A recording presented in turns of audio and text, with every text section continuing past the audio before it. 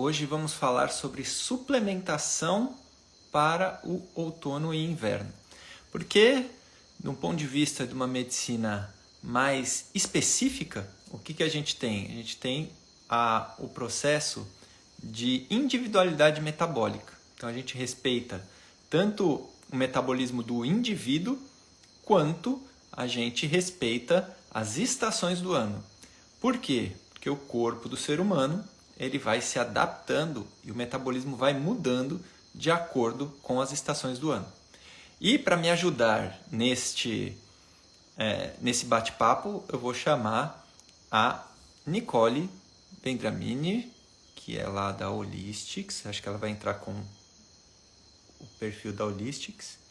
Tanto da suplementação quanto na mudança de hábitos, que são importantes nessa época do ano, para que a gente consiga trazer bastante equilíbrio para o corpo.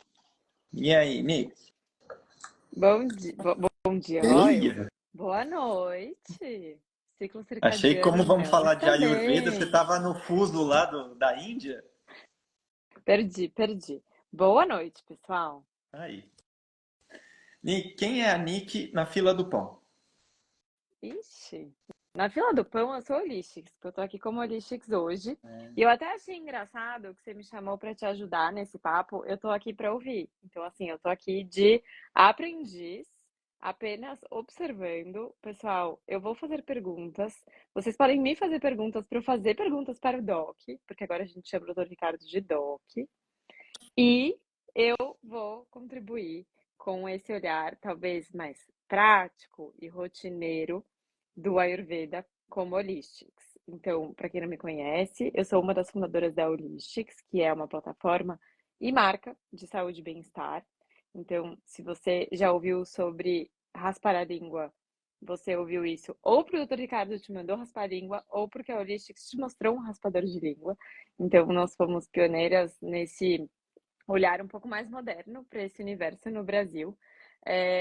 Porém, estamos falando aí de um sistema e um conhecimento ancestral que vocês estão cansados e carecas de ouvir sobre, que a gente quer trazer para mais gente. Então, algumas das coisas que a gente traz realmente tem essa inspiração para o Ayurveda ou a medicina chinesa, que é algo que o Dr. Ricardo esteve muito perto da gente desde o começo para desenvolver produtos e conteúdo sobre, mas hoje a gente também tem produtos e suplementos que estão relacionados ao que é a ciência moderna. Já vem falado pra gente que tem falado pra gente que de repente faz sentido. E aí, para uma vida um pouco mais prática, dentro dessa correria que a gente vive, sim que essas ferramentas podem ser muito úteis. Muito bom, Nick. E aí, por onde a gente começa esse nosso bate-papo? Eu vou começar fazendo perguntas. Bom, eu vou começar e terminar fazendo perguntas, mas eu vou aproveitar essa meia hora que a gente tem para fazer quase que uma consulta que eu acho que vai ser útil para todo mundo, tá? Então eu queria fazer uma primeira pergunta, que é sobre o tal do tema da imunidade, que a gente fala tanto. Eu tenho a sensação que a gente até estava conversando sobre isso na semana passada, que eu peguei, sei lá, um vírus, fui impactada aí por alguma coisa e eu tive um ciclo de gripe que, para mim, foi relativamente curto. E eu achei muito engraçado porque várias amigas minhas que estavam viajando comigo no final de semana também pegaram essa gripe. Eu acho que é a mesma coisa, todo mundo estava mais ou menos com os mesmos sintomas. E o meu ciclo durou 2 dias e o de todo mundo durou até agora. Faz, sei lá, 10 dias que tá todo mundo doente. E aí eu queria entender um pouco de você quando a gente fala, estou com a imunidade forte ou estou com a imunidade boa. O que que isso significa, né, efetivamente? E por que que agora, quando a gente fala de outono e inverno, realmente isso fica estremecido? O que não significa que a gente precisa ficar derrubado na cama, né? Então, o que que o nosso corpo com uma, entre aspas, boa imunidade faz e o que um corpo com uma imunidade que não está preparada para receber esses artifícios externos faz. Sim. Então, Nick, o que acontece? A gente vive cercado por vírus, bactérias e fungos. Até dentro da gente, nosso trato digestivo tem vários, no nosso trato respiratório tem vários, nossa pele tem vários. E a gente está, então, em constante contato com esses seres. O que faz a gente ter mais ou menos imunidade? É a nossa capacidade de, frente à mudança dessa microbiota, né, desses vírus, bactérias e fungos, se começa a ter um aumento de determinadas espécies, né, ou a gente entra em contato de algum que não é da nossa, que habita o nosso corpo naturalmente, a nossa capacidade de, frente a essa invasão, nosso corpo responder e acabar, né, eliminando esse vírus, parasita ou fungo, né, ou bactéria. Então, o que acontece? Frente a um processo de infecção, que é o que? Quando a gente recebe esse agente externo e ele começa a se proliferar no nosso corpo, é a resposta do nosso sistema imunológico para conseguir conter ou paralisar esse agente externo e eliminar ele. Né? Então, o que acontece? São vários fatores que podem contribuir para a gente, para o nosso corpo, ter um sistema mais eficaz para esse processamento, né, infeccioso ou menos eficaz. Então, por exemplo, se a gente tem alguma doença crônica e que deixa o nosso corpo mais inflamado, um classicão, diabetes.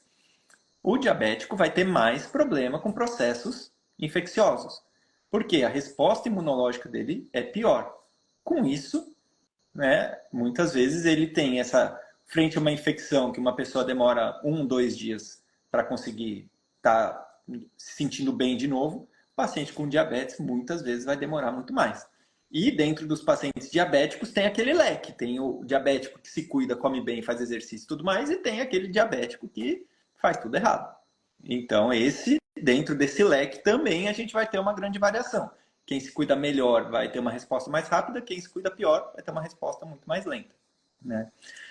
E isso também com todas as outras pessoas. Né? Independente se tem uma doença crônica ali rotulada, mesmo se ela não tem esse rótulo, se ela tem hábitos de vida que não são adequados e ela tem quadros de gastrite, refluxo, doença inflamatória intestinal, então, tenho gases, a barriga fica inchada no final do dia, eu acordo com a barriga retinha e no final do dia está todo inchado, tem inchaço nas pernas, tem, sei lá, conjuntivite com muita frequência, tem vários. Isso já é sinal que o corpo está inflamado, o corpo está suscetível a. Quando uma bactéria, um fungo ou um vírus entrar no corpo, o sistema imunológico já está todo sob trabalho, está no estado de super atenção resolvendo outras coisas e chega mais uma coisa para ele tentar resolver. Então ele vai resolver de forma mais lenta, não vai ser tão adequada a resposta, que é aquele processo como se você tivesse já com uma pilha de coisa para fazer e outras pessoas chegam e começam a te dar mais serviço. Então, a sua função, né, vai ser muito menos, você vai ser muito menos eficaz, né, no processamento e o que vai acontecer é isso, você vai demorar mais tempo para resolver aquele processo. Né? Então, o sistema imunológico vai demorar mais para resolver um processo infeccioso se ele já estiver dando conta de um monte de coisa. Tem dor na articulação, tem inflamação num tendão, tem inflamação, sei lá, pessoa com asma, bronquite, rinite. Se o sistema está já sobrecarregado, né, vai demorar muito mais para conseguir responder. Então, essa que é a questão. Por que uma pessoa responde a uma infecção em 2 dias e outras demoram 10 dias para responder? É por conta do status inflamatório, provavelmente, que está rolando ali no corpo. Né? É muito legal a gente pensar sobre esse ponto de vista, né? Porque, para mim, foi o Ayurveda que trouxe essa visão. Porque, sinceramente, a ciência moderna não conseguia me explicar de um jeito, pelo menos que eu leiga, consegui entender. E eu acho que tem um tema que a gente pode falar um pouco aqui, que você começou falando de gastrite, já me veio à cabeça, que é o tema da digestão. Então, para mim era muito estranho quando eu comecei a olhar para esse lugar aí de Ayurveda, ou enfim, comecei a me tratar com um olhar um pouquinho mais holístico e amplo, eu não conseguia entender o que raios tinha a ver eu tomar uma sopa versus comer um pratão de feijoada com a minha imunidade. Ou eu estar pronta no outono, no inverno, enfim, quando começa a fazer frio para combater um vírus, né? Muito pelo contrário, eu achava que eu precisava estar forte, que eu precisava comer bem.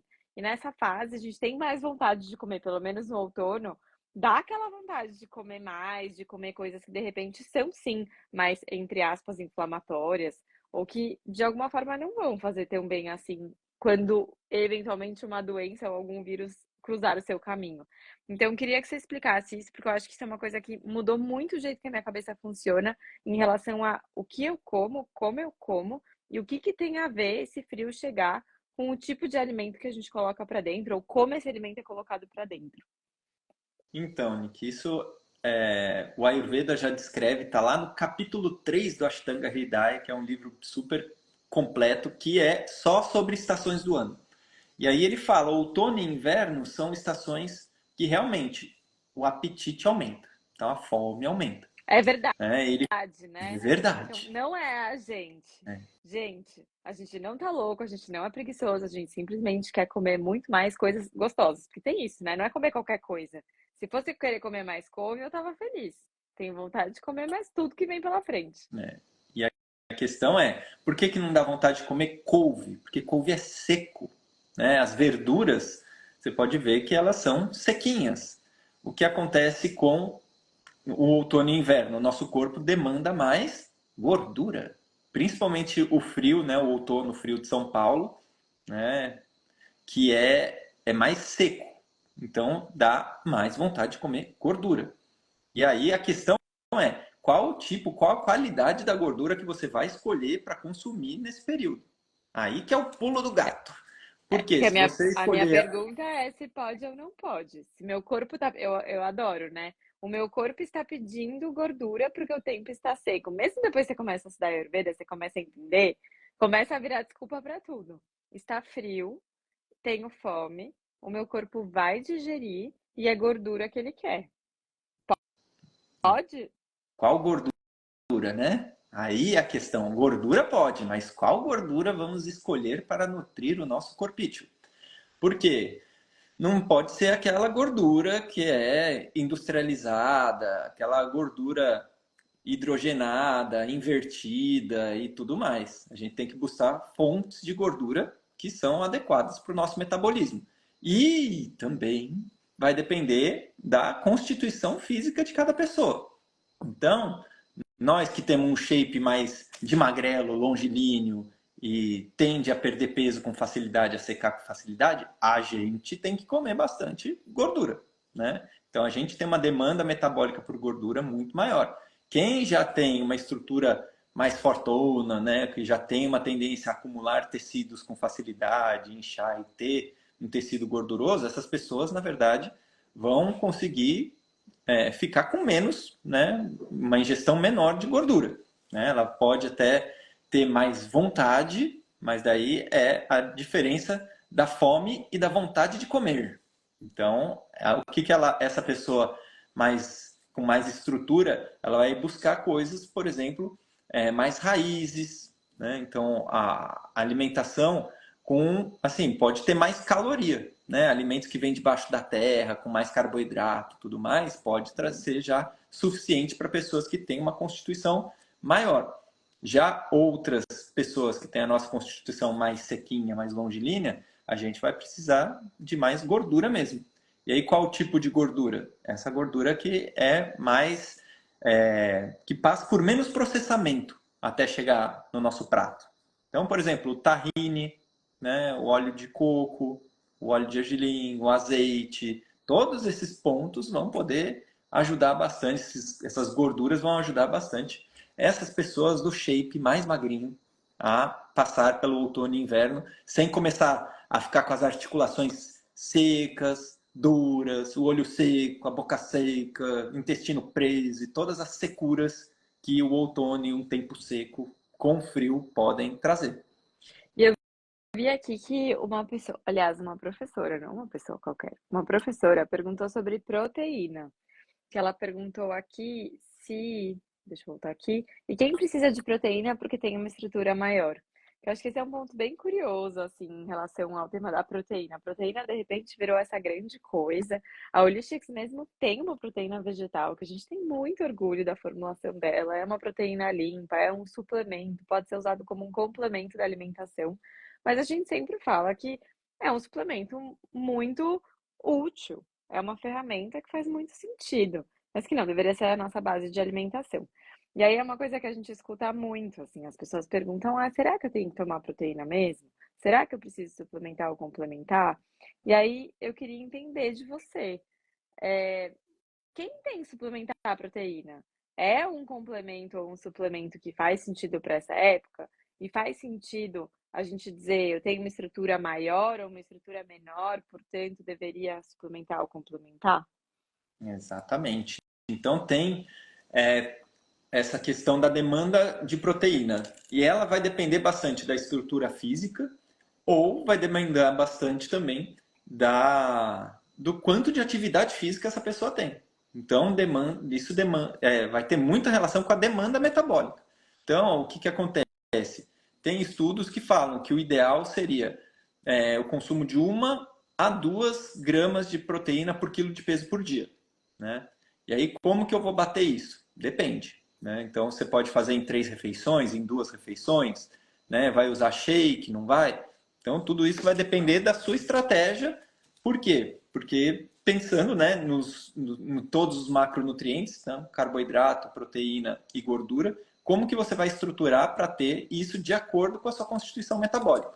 Então, né, a gente falando, os magrinhos, mais longilíneos, eles com atividade física, principalmente resistida, que é musculação, pilates, esse tipo de atividade física, vai ter uma demanda proteica maior, né? Vai, se fizer assim, com bastante frequência, de 1,5 a 2 mesmo gramas por quilo de peso. A pessoa que está ali com mais de 50 anos, que já vai ter um metabolismo que tende a ser mais catabólico, de perda de massa muscular. Também vai ter que ter uma demanda proteica um pouco maior por conta, né, desse metabolismo que tende a perder. Já uma pessoa que, sei lá, tem seus 23 anos e tem já uma estrutura forte, essa pessoa pode ter uma demanda proteica menor, consumir de 1 a 1,2, 1,3 gramas de proteína por quilo de peso por dia. Né? Então, aí vai depender da estratégia. Ah, eu quero ganhar massa muscular e quero perder gordura. Aí você põe mais proteína e menos gordura. Onde que você acha muita proteína e menos gordura? Aí tem muitas vezes que ir para suplementação mesmo. Né? E aí essa coisa do consumo de proteína de origem animal ou não, tudo isso vai depender do desejo do paciente, vai ter que ir adequando por vários pontos. Né? Mas, no geral, o que acontece? Acho que é isso. É outro mecanismo, né, que é importante nessa estação do ano. Tem uma demanda maior de gordura e, dependendo se a gente for vacilando, principalmente produto industrializado, a gente consome gordura, carboidrato e não consome a proteína. E aí fica esse joguinho. A gente tem que estruturar muito bem a nossa alimentação para conseguir todos os macronutrientes e micronutrientes de forma equilibrada. Essa estação do ano tende a catabolizar a gente com mais facilidade, a gente perder tecidos, perder nutriente, se a gente não faz uma alimentação adequada. Né? Então, essa é uma estação que, pelo Ayurveda, falando em estação, gente, cada um, se tiver aí em estados diferentes, né, países diferentes, tem que ver como que é a qualidade, a característica da estação de onde você está.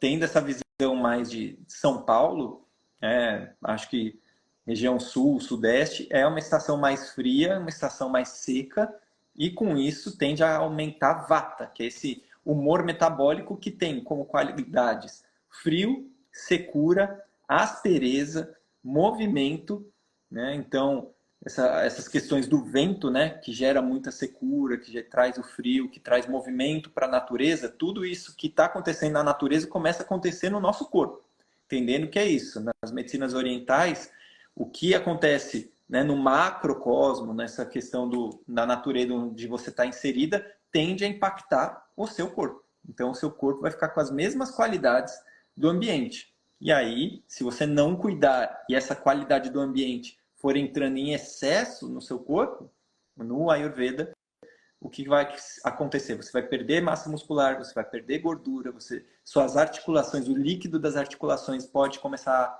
a secar, o olho fica seco, boca fica seca, nariz, né, vias respiratórias muito secas, zumbido no ouvido.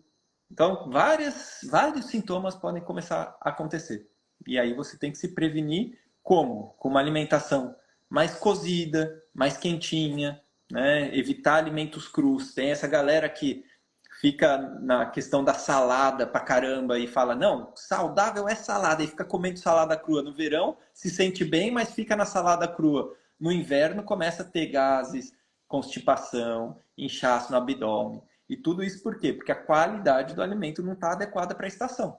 E aí começa a dar problemas. Então a gente tem que adequar a alimentação para a estação. Então essa alimentação que tem que ser mais líquida, por isso que as sopas são muito adequadas para essa estação, né? Os alimentos, então, refogadinhos ali também, com alho, com cebola, que muitas vezes ajuda a esquentar, né? Aumenta a natureza de calor dos alimentos. Para as pessoas que têm muitos gases e produzem muitos distensão abdominal, tem que tomar cuidado, porque esses alimentos podem ser muito fermentativos. Então, por isso tem que fazer esse ajuste bem individualizado, mas no geral é isso. A gente precisa de alimentos mais úmidos, né, mais nessa qualidade ou mais pastosa ou mais úmida, quentes, tanto na temperatura quanto na qualidade do alimento. Então eu falei tipo alho, cebola, as pimentas, né, as especiarias que ajudam bastante, já entrando tanto no tempero quanto suplementação. Então a gente tem aí, né, gengibre, cravo, canela, a cúrcuma, várias especiarias que têm essa qualidade mais quente podem ser usadas tanto na alimentação quanto na forma de chá, quanto na forma de suplemento, né? Como Golden Milks e tudo mais. E respeitar a fome, né? Então toda essa alimentação também não adianta você comer porque está no papel, mas você tem que, na verdade, esperar o seu corpo pedir por comida. Então você precisa adequar a hora da ingestão da alimentação com o momento que você tem fome. E geralmente a gente tem fome em horários regulares. A gente que muitas vezes bagunça o coreto ali, mas o certo é a gente ter fome ou duas, ou no máximo 3 vezes por dia, porque isso é o que geralmente uma pessoa que faz uma atividade física regular e que não é um ultramaratonista, geralmente a gente fica bem com 2 ou 3 refeições por dia. Legal. É legal a gente falar sobre suplementação para essa época, assim, é uma coisa. Primeiro que o tema suplementação, eu sempre me pergunto, assim, quando a gente estava desenvolvendo a nossa proteína, ou quando a gente começou a olhar para esse universo de suplementos, eu sempre me perguntava, nossa, o que que o senhor Ayurveda diria dos nossos suplementos, né? Tipo, o que que esses textos antigos, olhando para o nosso universo hoje, diriam sobre o que a gente está propondo? E é um questionamento que eu me faço com bastante frequência, porque às vezes eu vou querer uma proteína de um suplemento, ou eu vou precisar da proteína de um suplemento, ou qualquer outro micro ou macronutriente, e às vezes eu vou buscar isso na alimentação. Isso é uma coisa que é muito importante a gente ter autonomia e discrição, né? Realmente discernimento para tomar essas decisões. Então, a gente estava falando aqui sobre, por exemplo, o tahine como uma fonte de gordura super saudável. O que eu sinto é hoje as fontes de gordura que eu uso para passar por essa fase, que são as que eu consigo digerir bem, que eu me sinto bem nutrida, são o tahine, com certeza, em todas as refeições, e o leite de coco. E aí, inclusive, o leite de coco da Holistics, para mim, ele é muito prático, porque ele é um leite de coco em pó, ele é 100% puro, então não vou usar o leite de coco para cozinhar do, sei lá, Sococo, falando aqui de marcas. Não é esse leite de coco que a gente está falando, mas para mim realmente é um tipo de alimento que eu chamo isso de suplemento, porque é um alimento que suplementa a minha alimentação de uma forma que me traz uma nutrição que não seria óbvia e não seria tão simples de consumir, pelo menos não de uma forma vegetal nesse meu dia a dia, e que para essa fase do ano faz muito sentido, apesar de ter uma energia fria. Então, eu equilibro aí em preparações mais quentes, ou efetivamente tomando isso uma preparação que seja líquida, o mais pastosa possível, enfim. E a mesma coisa para a proteína. Então, eu sinto que eu não tenho dificuldade de colocar gordura na minha alimentação nessa fase do ano, mas eu tenho dificuldade de colocar proteína. Porque eu não sou uma pessoa que vai digerir bem, por exemplo, algo com muita carne ou alguma coisa com proteína animal. Então, eu uso a suplementação para isso e eu sempre vou fazer uma preparação morna, ou pelo menos não super gelada, com essa proteína, por exemplo, de manhã. Então, isso é uma coisa que eu penso muito sobre o que faz sentido para mim, de acordo com as minhas escolhas e o mundo que a gente vive hoje. E é o tipo de discernimento que eu gostaria muito que as pessoas ao meu redor também tivessem, né? Não tem certo e errado, não tem o que pode ou não pode. Tem coisas que você vai sentir na sua pele que não fazem sentido. E a coisa da salada, para mim, é um clássico, assim. Quem não né? Quem tá aqui, eu acho que já entendeu que salada não é necessariamente a melhor coisa a se fazer só porque sim. Mas quem nunca? Ah, uma saladinha leve aqui. E se observou e percebeu que não é tão simples assim. E aí eu queria que você falasse um pouco também sobre rituais nesses nossos últimos minutos, porque uma coisa que eu sinto muito, pelo menos nessa fase do ano, é que quando a gente fala de características do ar ou do éter, né, desse clima mais seco, que é o clima vata, eu sinto não é só meu corpo que fica seco, a minha mente vai para a lua e volta, assim, fico muito mais agitada. E o quanto essa alimentação pode me ajudar ou me atrapalhar, dependendo das escolhas que eu faço, e o quanto os suplementos também podem ser úteis para desagravar, existe essa palavra? Não sei. Esse vata que para mim é muito mental, que tá num lugar aqui que é muito difícil de controlar. Sim. Então, tem essa questão. Vou lá para um primeiro questionamento seu. Putz, o que, que será que os gurus do Ayurveda de 3.000 anos atrás iam achar de tipo proteína em pó, leite de coco em pó? Cara, Nick, eu acho que eles iam achar incrível. Sabe por quê? Porque, na verdade, eles já faziam coisas, processamento das plantas, que chamava Baishadya Kalpana. Tipo, na Índia, tem a farmácia ayurvédica, que é os caras ficam processando as plantas medicinais, processam o leite para virar ghee, para virar. Aí eles processam a planta medicinal com ghee para fazer um ghee medicado. Cara, hoje a gente fala, não consumo ultraprocessado. É isso. Mas na época os caras já tentavam fazer um processamento muito mais limpo do que é o de hoje, porque hoje o processamento envolve, tipo, deixar o negócio na fumaça, defumar o negócio, né? Botar plástico, botar um monte de substância química. Então, beleza, hoje a gente fala de processamento e tem um pé atrás, porque geralmente o processamento vem com um monte de substância química e vários processos que fazem mal. Mas no Ayurveda, os caras tentavam processar as plantas medicinais para ter um efeito maior. Que é o quê? É tentar potencializar os princípios ativos, né?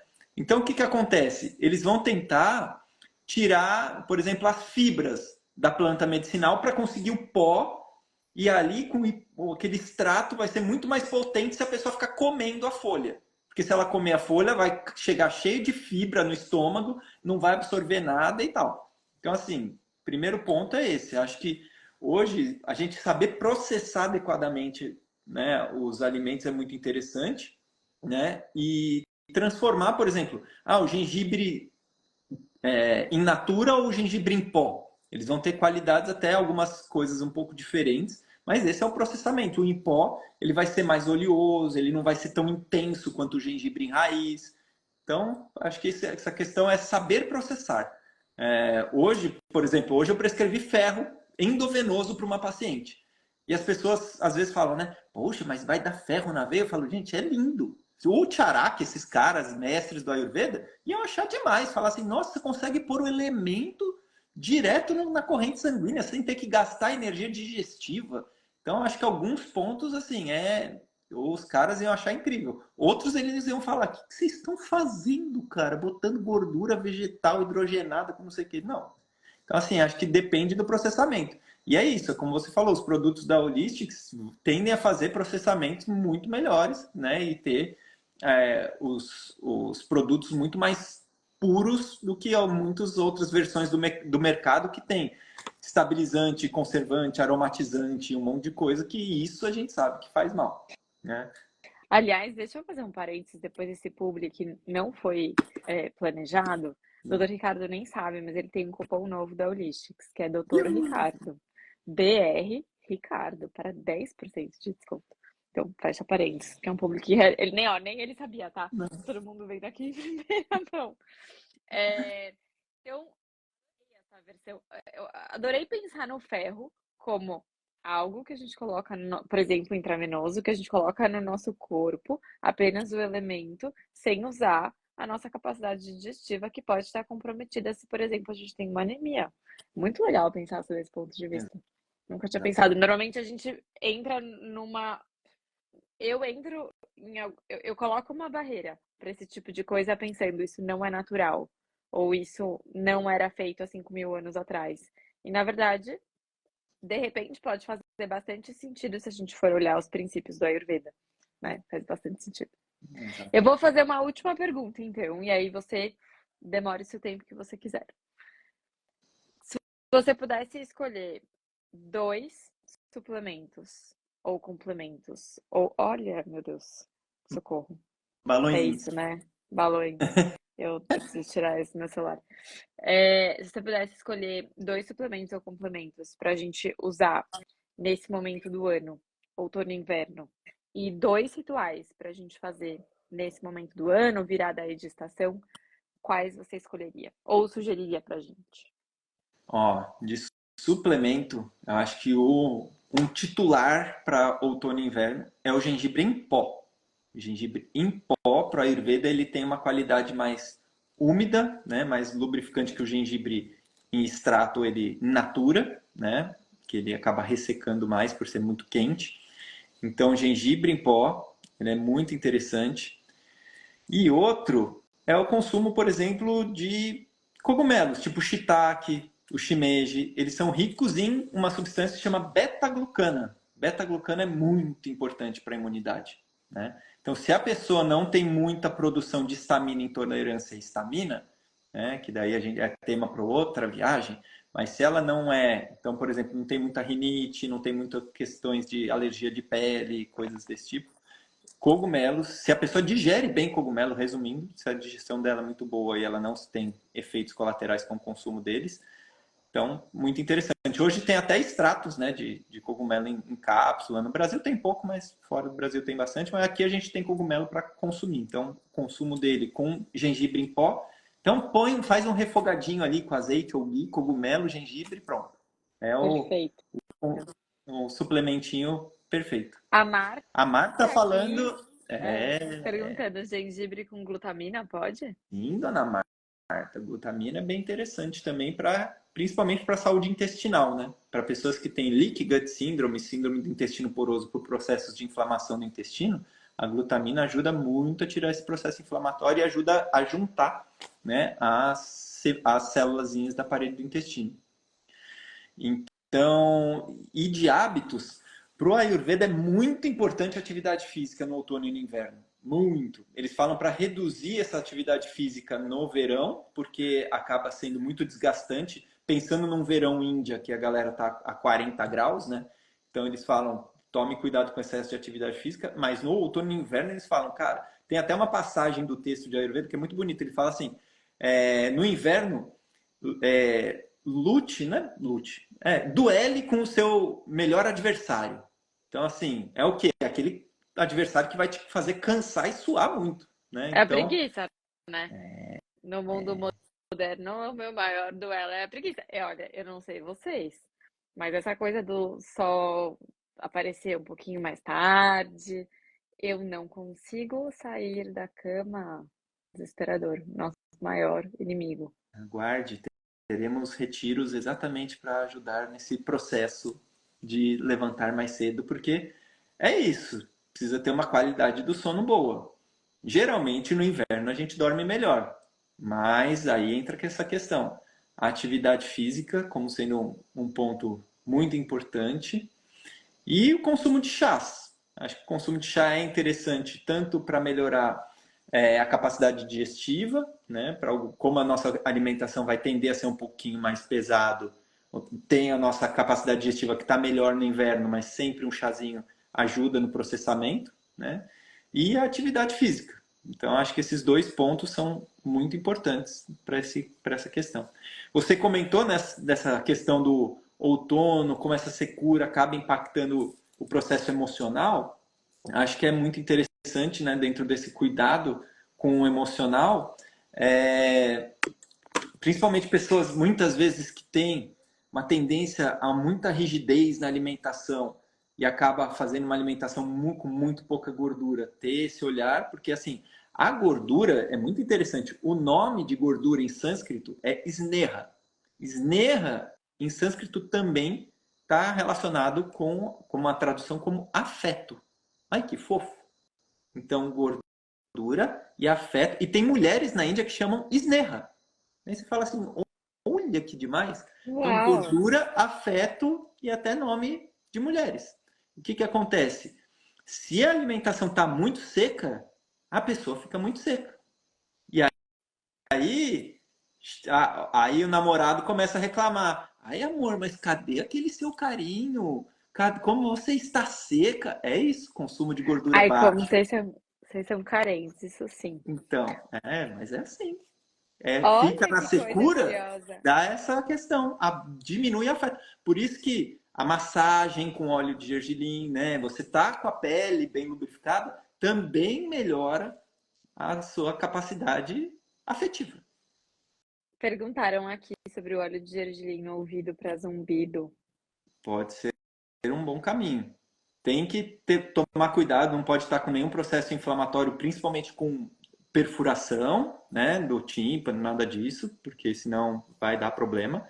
Mas até como um mecanismo preventivo, o óleo de gergelim no ouvido pode trazer benefício para quadros de zumbido. Muito legal. Vou fazer uma última pergunta, vai, já que a gente tá aqui, 8h36, a gente fala que vai acabar em meia hora, daí depois fica querendo saber coisa. Eu queria saber por que que a gente tem tanta dificuldade para acordar. Ó, já estão perguntando onde vai ser o retiro, eu também quero saber, porque eu quero acordar mais cedo. Eu sou a rainha do acordar cedo. Essa época eu não sei o que acontece. Explica pra gente. Não, o próprio Ayurveda fala que nessa época do ano existe uma tendência maior da gente acordar junto com o sol. Porque Mas pro o Ayurveda junto clássico eles com o falam para sol nascer. é quando ele nasce ou quando começa a ficar claro? Porque hoje o sol tá nascendo 6h40. Então, mas daí eles falam que tem essa tendência natural mesmo da gente querer acordar um pouco mais tarde no inverno. E o que que acontece? O metabolismo precisa de um pouco mais de sono, né? Então essa pessoa que quer ficar nessa rigidez do horário de acordar, quero acordar no mesmo horário do verão, mas no verão é isso, a gente está exposto a mais luz ao longo do dia, a gente vai produzir menos melatonina e vai dormir menos. No outono e inverno, a gente fica menos exposição à luz, tem a questão da temperatura corporal mais baixa, que mantém mais o sono, né? E tem essa questão da produção de melatonina. Então, é normal a gente que dormir um pouco mais no inverno. E o que a gente tem que fazer? Se a gente quer acordar cedo e fazer exercício, dormir mais cedo. E para desligar as coisas? É assim, ó, 8h30 da noite, termina a live, vai para a cama, pega o livrinho, lê e dorme. Não fica de enrolação no celular, não. Pronto, gente. A gente termina essa live com essa, Com um com essa pitaco ordem. desse. Com essa ordem do nosso doutor. É. Fica a gente mandando mensagem lá no grupo de trabalho falando no domingo não é para trabalhar domingo, não é para ficar fazendo coisa de, né, trabalhos e papos com pessoas na noite depois das 8h30, Você tá, 8h40, vai. você tá expondo. A gente levou bronca ontem, tá? Porque tava trabalhando no domingo pro pessoal entender. Gente, não pode trabalhar domingo não. Domingo ainda com esse céu azul bonito assim, tem que sair para passear. Boa. Acho que é isso, hein, por hoje. Tá bom? Então, olhinho de gergelim aí, para não ficarem secas e não ficarem dando pitacada nos maridos, tá certo? Tá E aí, certo. mais dicas de saúde, sigam aí a Holistics, clica aqui ó, no negocinho de cima e segue a Holistics e segue nós aqui também, que a gente vai trazendo mais conteúdo. E se vocês gostaram, curtam, compartilhem, salvem, façam tudo para que os benefícios de tudo isso que a gente que a gente falou, chegue a mais pessoas. Certo? Boa. Gente, muito obrigada. Obrigada, Doc. Até a próxima. Valeu, gente. Um beijo. Boa noite. Boa noite. Todo mundo indo dormir.